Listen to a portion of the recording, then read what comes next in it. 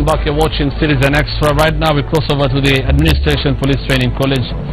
Hassan Mugambi is standing by, where Interior Cabinet Secretary currently leading a memorial mass for administration police officers who have lost their lives in the recent attacks by Al-Shabaab. Hassan. Well, thank you very much, Hussein. Back at studio, we are here at the Administration Police Training College, where underway is a memorial mass in commemoration of the lives lost of administration police officers. Remember, in the last fortnight or so,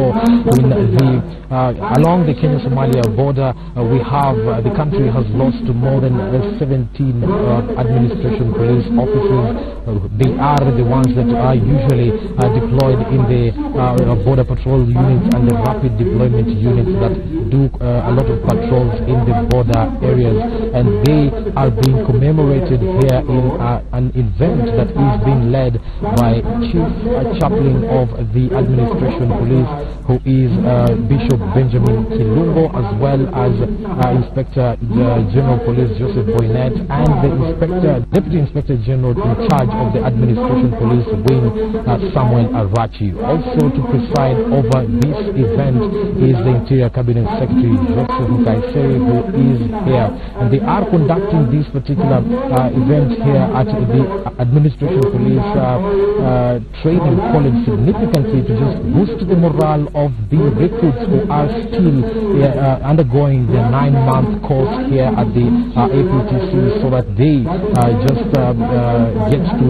hear and feel that all is not lost as an administration police officer, and that the attacks will not cow them, and the attacks will not bring their spirit or dampen their spirits down. And commemorating, maybe if I can just mention the names of some of those officers who have lost their lives in the attacks, including the Garissa attack that happened in Kulan area between the Boy and the Dadaab refugee camp. There is a town called Kulan where 4 administration police officers lost their lives on the 24th of May. This brought together Inspector Isaac Duro and then Abdul Karim Osman, as well as Khalif Yusuf and Oliver Ochieng. The other ones that lost their lives in Liboy, the Liboy attack, we saw an administration police Land Rover blown up by a landman planted in the ground along the road,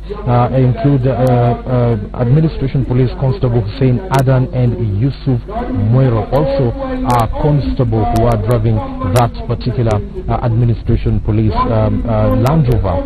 In Fino, in Mandera, on the 25th of May, also 5 administration police officers lost their lives, including Mohammed Abdullahi Ibrahim, as well as administration police constable Ayub Bashir Abdi, as well as Ibrahim Nur Muhammad, who is also a constable, and Abdul Nasir Aden Edin, who is also a constable. And leading that particular team was Boniface Mutuku, who also lost his life in the tragic IED attack that hit the Madeira governor's convoy. In Lamu, in Mangai, where administration police officers lost their lives on board an APC, included Jackson Mukanda, who is an inspector, as well as Nelson Warui Mwai, and administration police constable Benson Joroge, administration police constable Tom Ouma, as well as administration police constable Stephen Mulati and Arasa Lamek Rogena. Those are the officers who are being commemorated here today in this service that seeks to boost up the morale of the administration police officers across the country who are in different camps, as well as different administration police training colleges, so that they just know that all is not lost in as far as the deployment is concerned.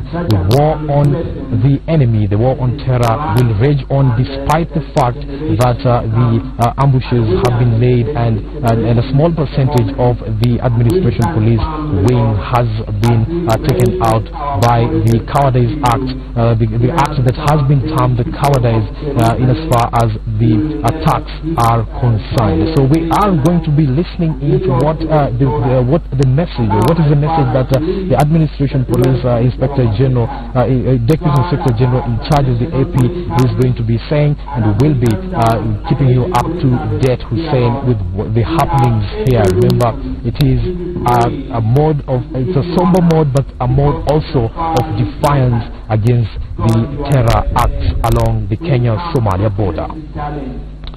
Thank you so much, Hassan Mugambi. Right now we'll cross over to Jackie Maribe. Of course, on the campaign trail, President Uhuru Kenyatta will be in Kakamega today before heading to Trans Nzoia County as he and his deputy continue with campaigns in the perceived opposition strongholds. The NASA team meanwhile heads to the coast region today. Jackie Maribe is now standing by, joins us live. Jackie, what's the latest?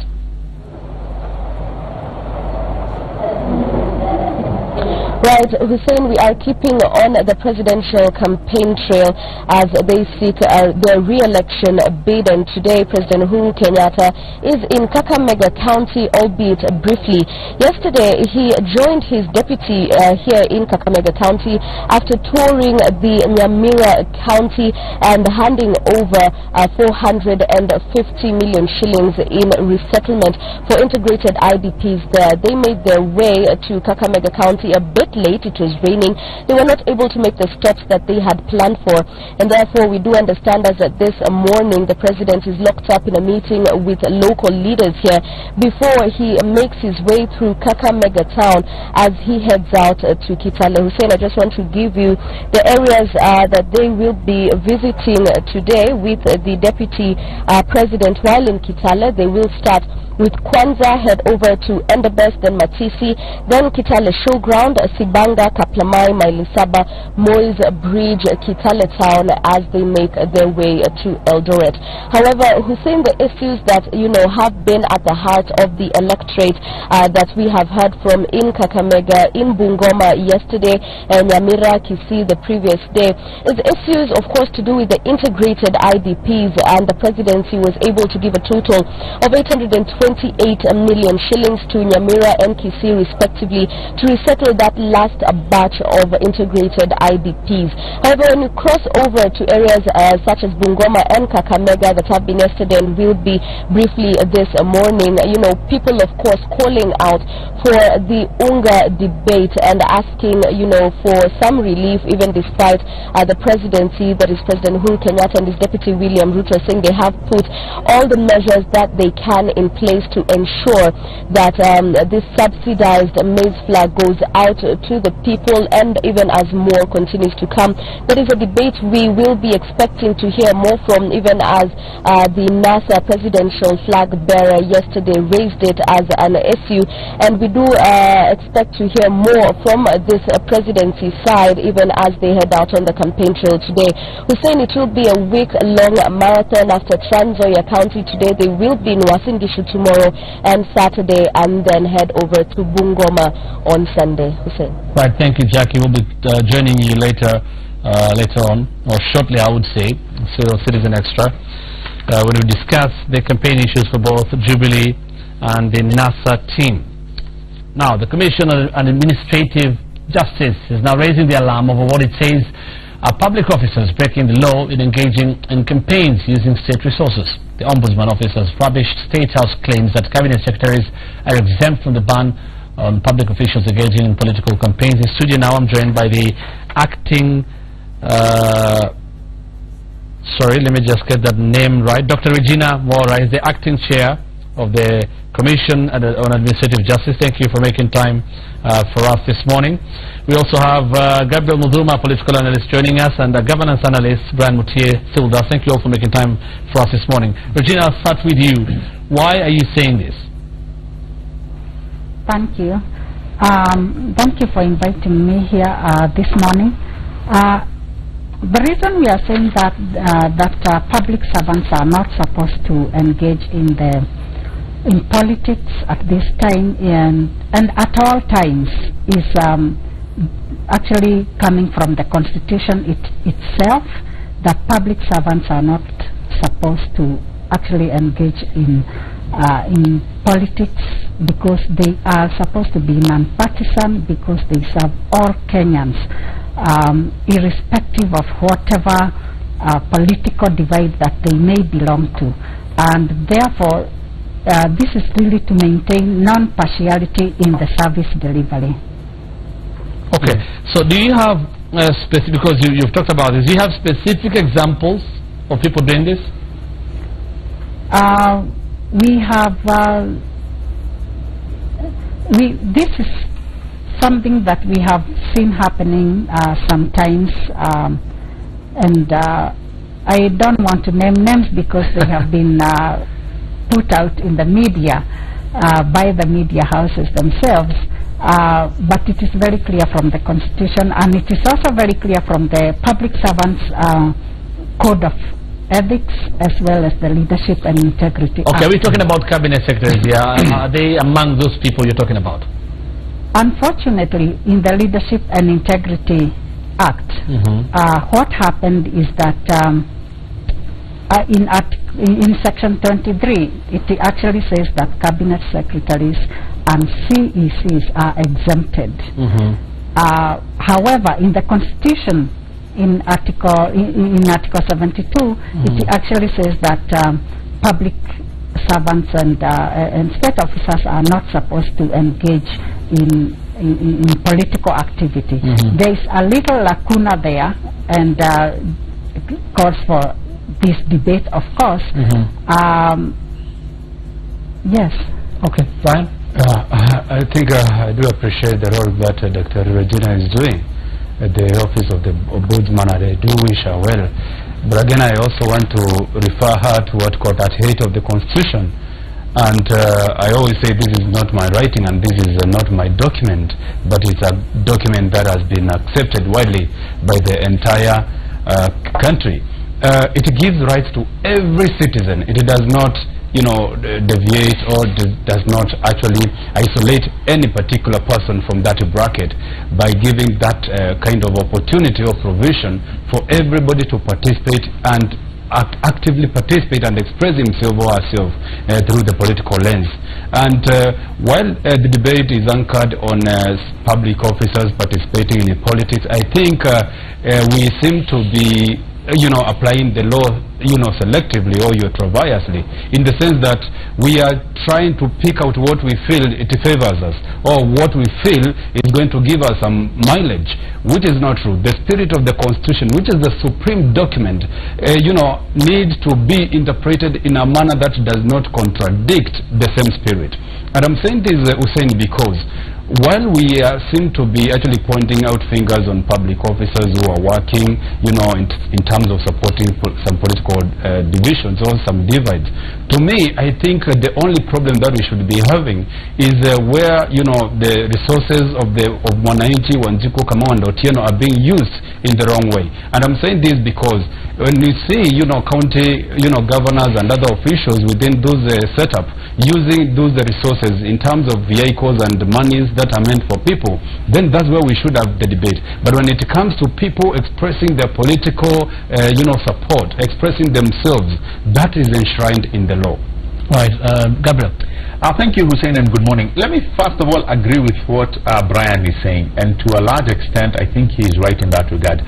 When you look at the public officers, and to an extent when we talk about CSs who are actually manning political offices, I call them political officers because they are actually guaranteed through a political process. It boils down to actually the nitty-gritty and trying to look at that thin veil, or what I'd call that very thin line between somebody expressing their political opinion and somebody not serving people correctly in his or her domain. And if we are talking about the latter, Hussein, then I think that can be, you know, that can actually be reserved for debate. But when it comes to somebody airing their opinion, and you know, then that actually is guaranteed by the very same Constitution that we are talking about.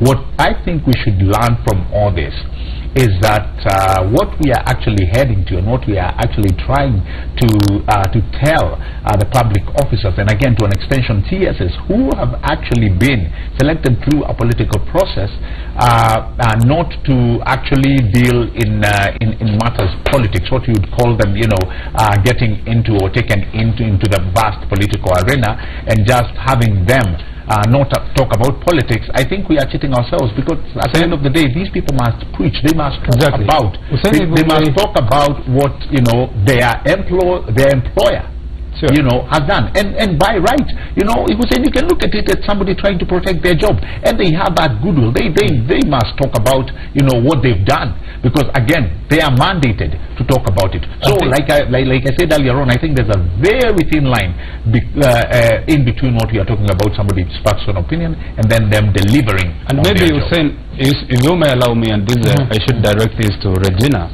with all due respect, maybe I can read for her so that she can give me a sort of different opinion to what I do have as far as the law is concerned. Article 38 says, Sabbatical 1, every citizen is free to make political choices, which include the right to form or participate in forming a political party.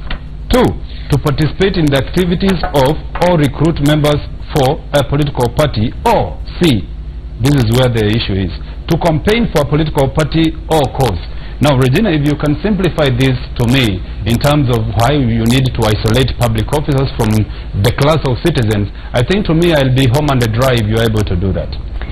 Okay, thank you very much for that. I want to clarify that on the issue of use of resources, misuse of resources of the public, both at the national government and at the county level, that we are reading the same page. It looks we are reading the same page, that resources should not be misused. But I want to mention, in line with Article 38, and look at the principle, look at the provisions of Section 23 of the Leadership and Integrity Act, which prohibits public officers from participating in politics in the same ways. 1, act as an agent for or further interest of a political party or candidate in an election, manifest support or opposition to any political party or candidate in an election. I also mentioned earlier very clearly that the Leadership and Integrity Act is actually in Section 23(1) provides an exception for the CECs, that is the county executive, the CECs as well as the cabinet secretaries. It is explicitly stated there.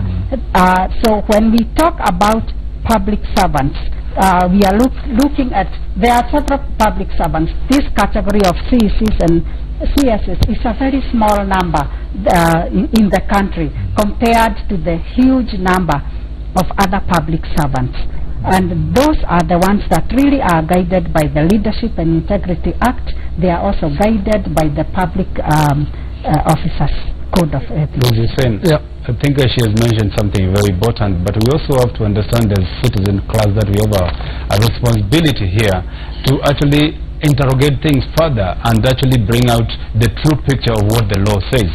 Hussein, I do believe the Constitution is the supreme law, and another law that falls under that Constitution becomes secondary. When we do operationalize the Constitution, our mandate as citizen class is to ensure that whatever we do interpret is in tandem with the spirit of the Constitution. And the moment we have acts which are contravening the same supreme document, then we are getting it wrong. I'm saying this because when the Constitution gives that leverage to everybody to have that kind of leeway, to enjoy that platform, why would you go in isolation and now start, creating some sort of cages where you are saying person A or group A or group C is not entitled to the same rights that are encapsulated in the supreme law. When you do that, then you are creating a sort of discrimination, sort of a platform where some people are able to enjoy some fundamental rights while others are actually discriminated against the same rights.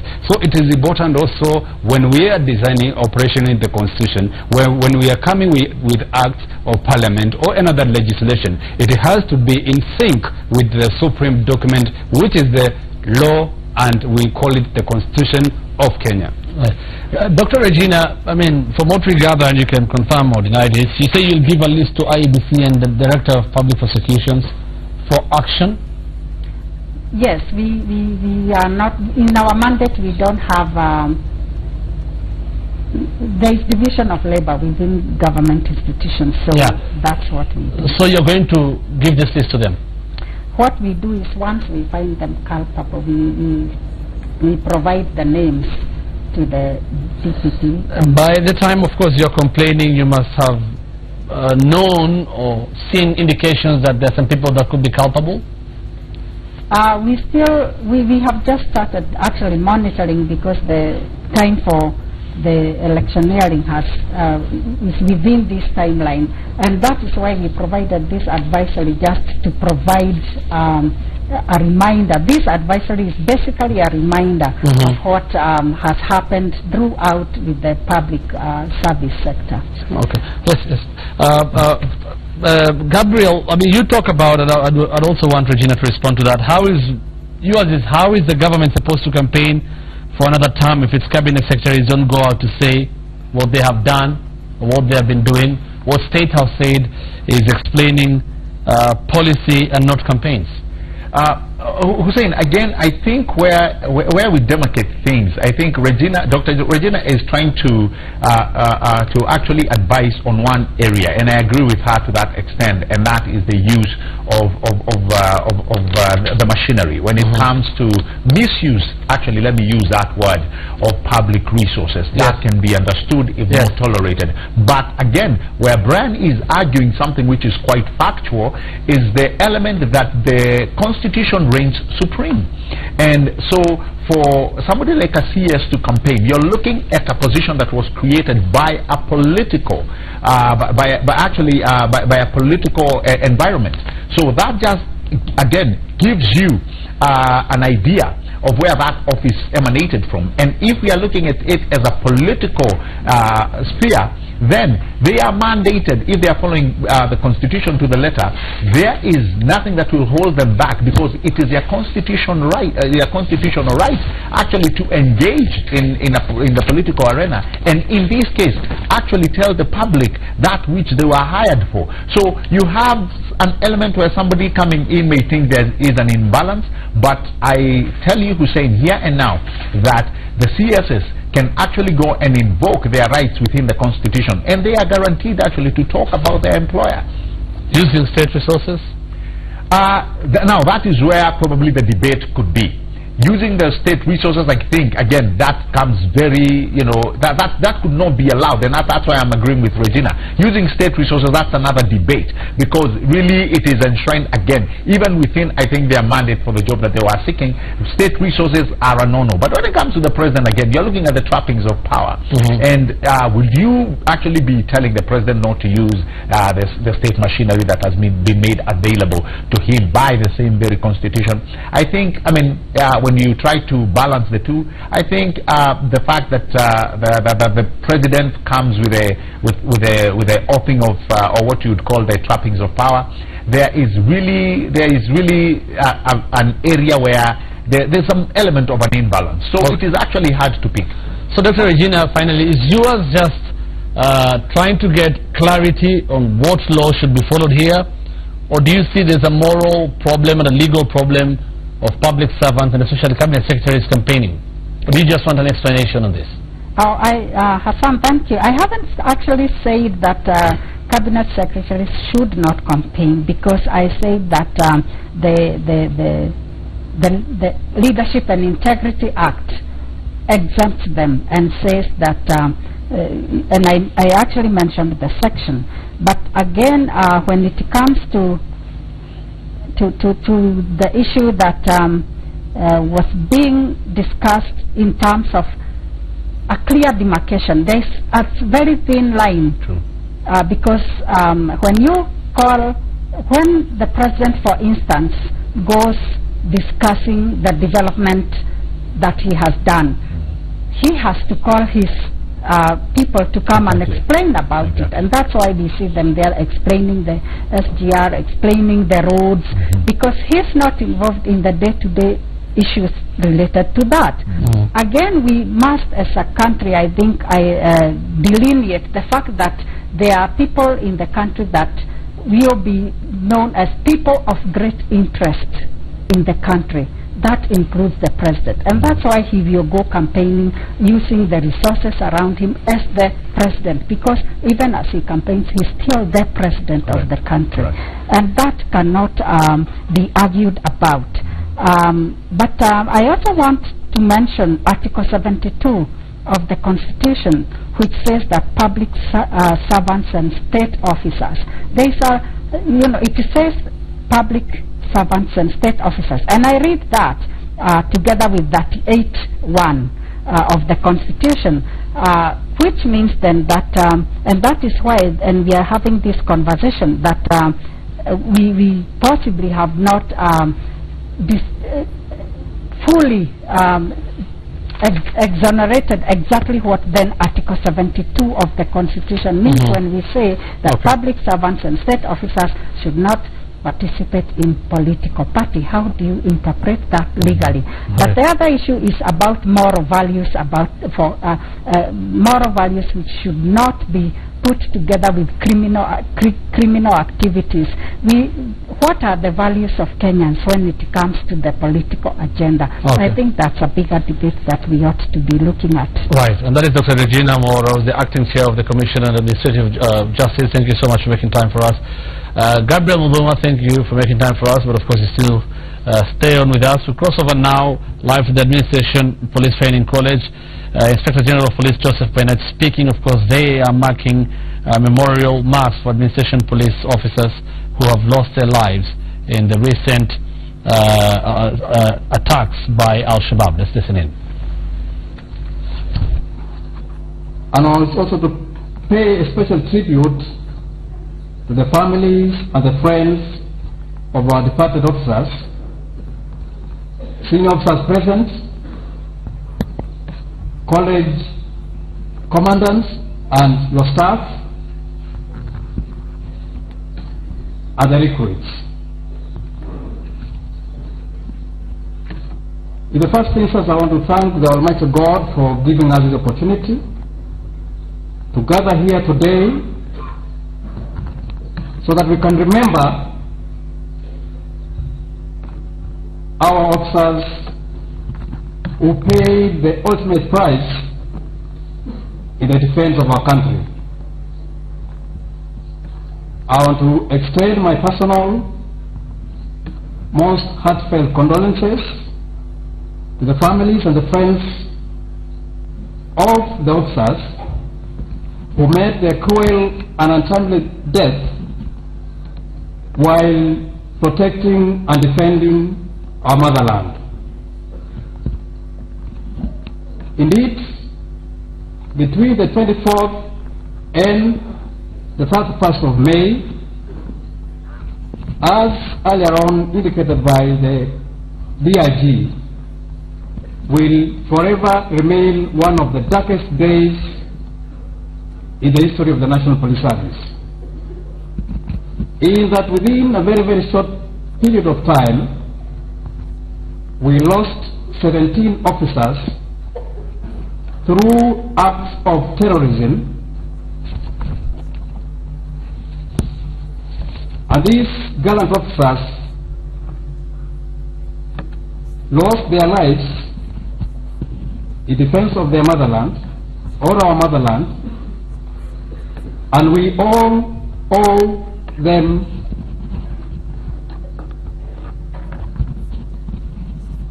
tribute in honor of the ultimate price that they paid.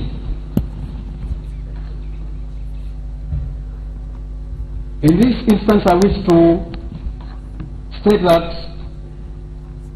in honor of these officers, their families, and the National Police Service,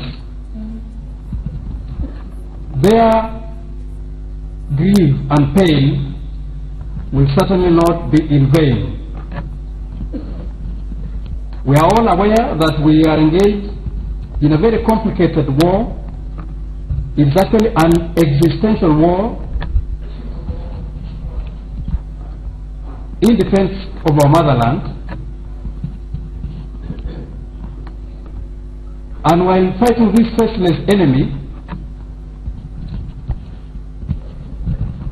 these losses will not dampen our spirit, nor will it weaken our resolve to emerge victorious. We in the National Police Service remain resolute, we remain firm in our determination to defeat terrorism, to defeat terrorists in all manner of form or manifestation, and in all parts of our country.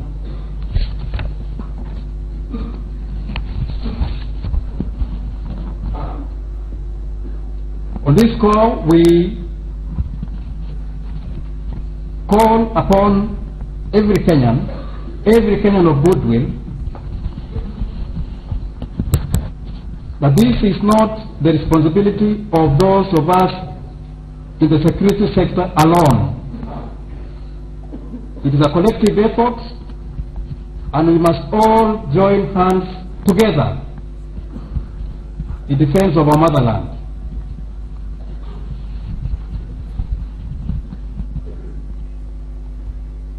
When I visited the Indian officers 2 days ago, as indicated by the DIG, they themselves, as a matter of fact, told us they are looking forward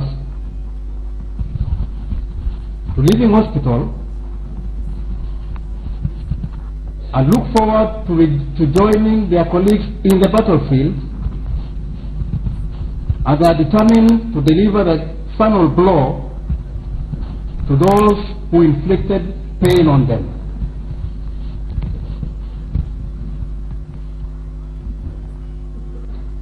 At this juncture, therefore, want to remind the new recruits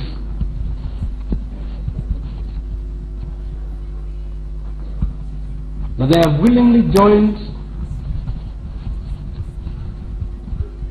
a service that is engaged in very, very serious business of offering public safety and public security to the Kenyan people. And you therefore need to make up your mind early enough whether you are indeed willing and capable of rising up to the call of duty that is demanded of the National Police Service. You have to make up your mind early enough.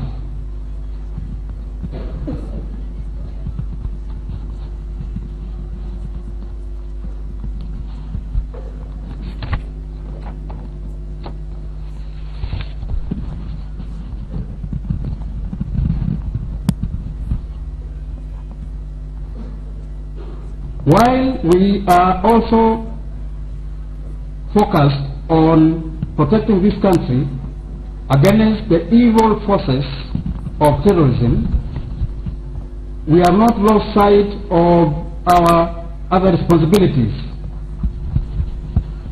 and that includes delivering a safe and a secure environment for the people of this country to exercise their democratic rights during the forthcoming elections.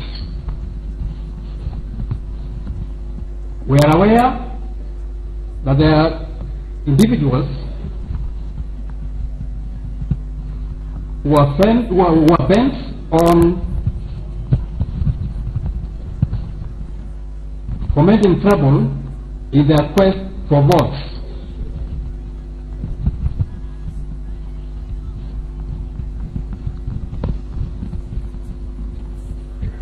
Anyone harboring those intentions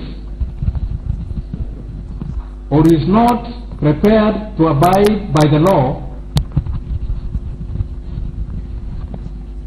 in the quest for votes should stand warned. We will not allow anybody for that matter, to create trouble in any part of this country in their quest for votes. We have had unpleasant experiences in the past, and we in the National Police Service will not allow anyone to take us back to those dark days. And we will therefore enforce the law as it is,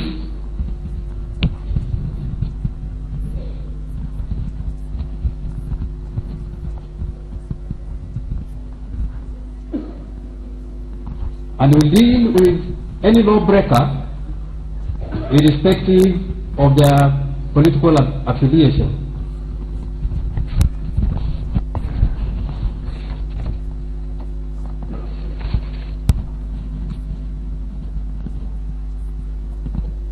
Finally, I wish to once again express our deepest condolences to the friends and families of our dear departed officers, and wish and pray for quick recovery to those who are nursing injuries. We look forward to your full recovery and hope to see you soon back on duty.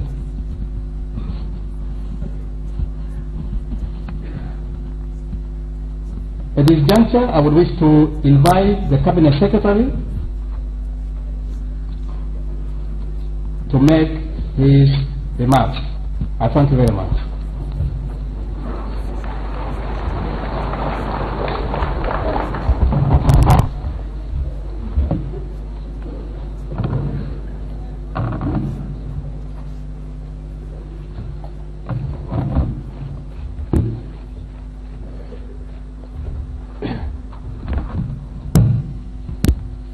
Please be seated.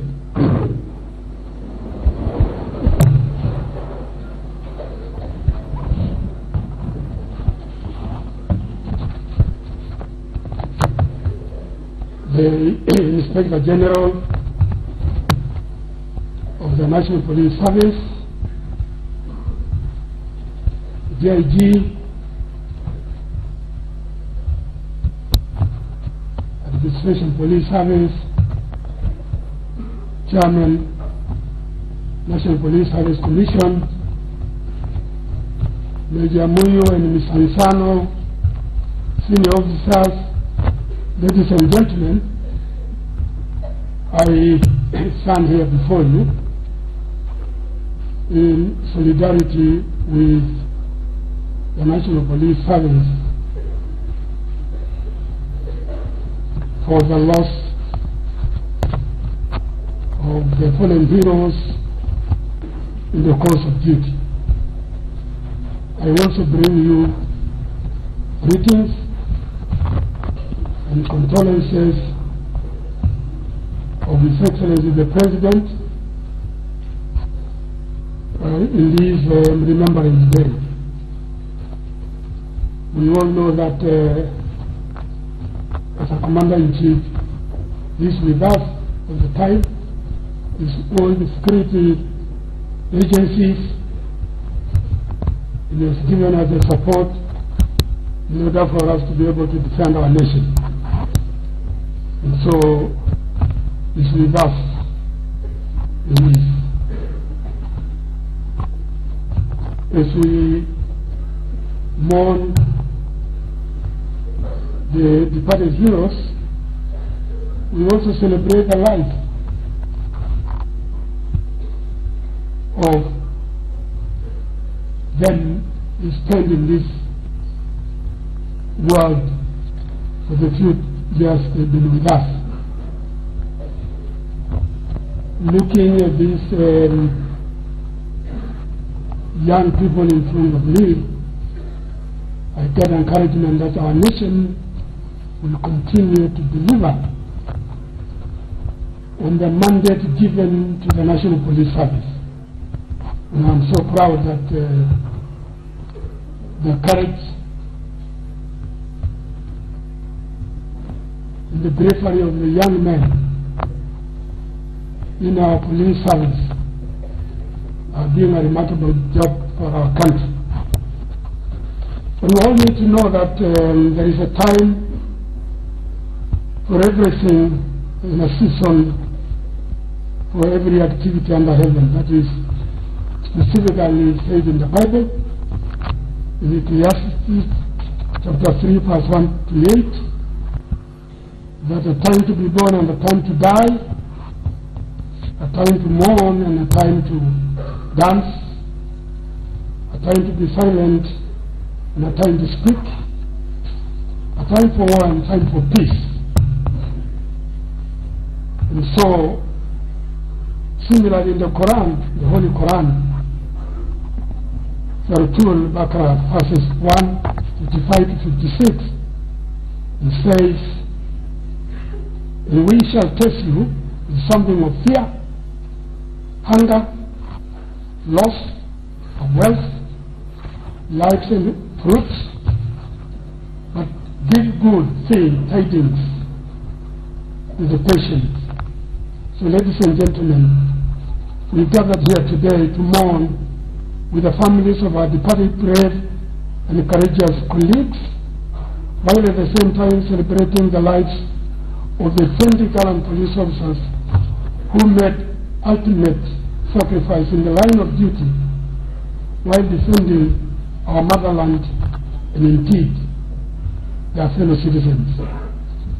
It pains me, as Minister in charge of security, greatly that we have once again lost many of good men and women in the war against terrorism. Among the officers whose lives we are celebrating here today include some in their early 20s. And as a parent, I know the pain of losing a child at such a tender age, when all future hopes of parents are vested in them.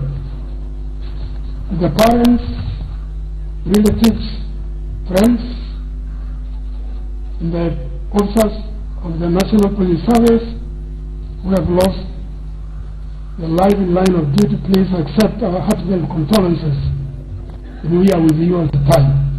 We share in your grief and wish to assure you of government support during these difficult times. To the terrorists, and I want to echo what the IG just said, the criminals and terrorists whose despicable action caused loss of these lives, we have only one message for you. You can run, but you can't hide. One way or the other, we shall get you, and when we get you, we will pay the price. The officers whose lives we are honoring here today exemplifies the time-honored spirit of putting one's life on the line to defend our ideal. This ideal of democracy and fundamental freedoms that are our way of life in this nation. We cannot and shall not allow terrorists to dictate how we live in this country.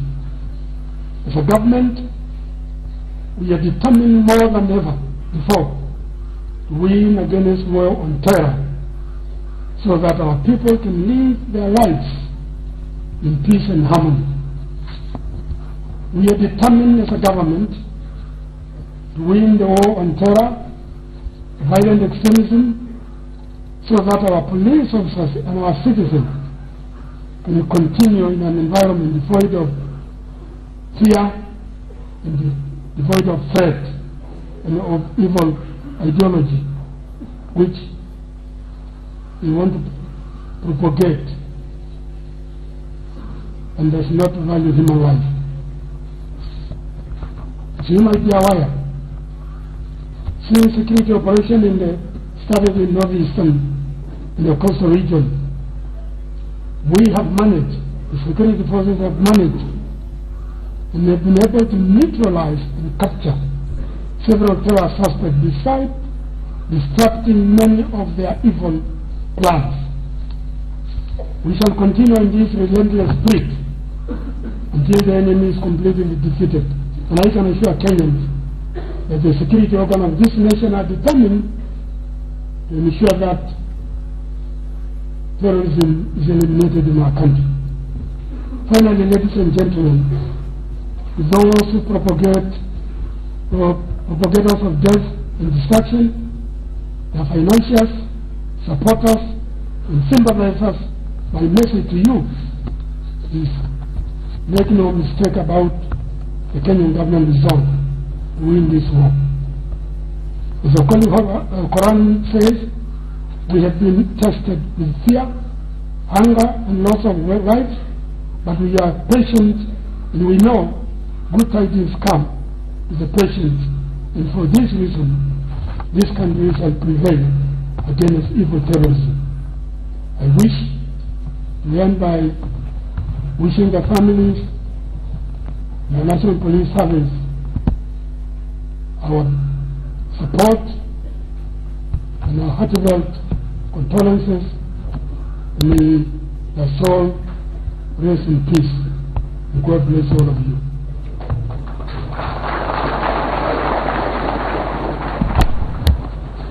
And please continue to be seated.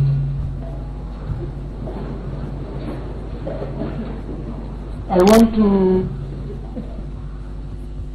with your permission, when IG, as a former commandant of the Armed Forces Training College, and I have the opportunity to look these young men and women, I just want to tell you one thing. The call of duty to serve your nation